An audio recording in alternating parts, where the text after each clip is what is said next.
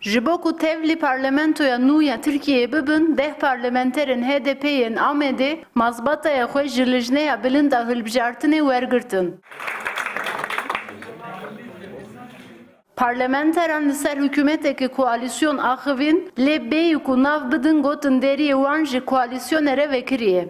Ji koalîsyonê em me xwe negirtiye, em xera nakin, em dixwazin ava bikin. Armanca me ku pêşa rojê de avabûna ku hikûmetekî çê bibe, çi bike ser milê me, em ê avabûna hikûmetê re jî em ê hebin.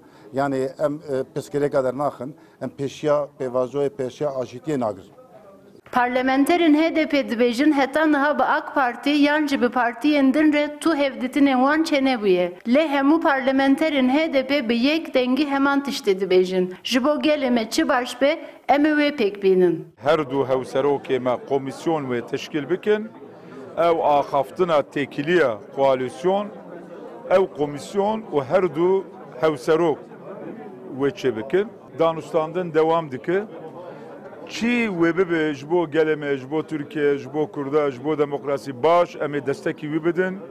Kî jî ziddê me be, em ê muhalefetî wê bikin. Evet sayın milletvekili. Parlamentoya Tirkiye'yi ya serdema 25 deftiyik pişre vebe. Pişti ve buna parlamentoyu parlamenter de son buxun u dest bi xebata xoya parlamentoyu bikin. Bir yara hükümeta koalisyon eji dewe çağı diyar bibe.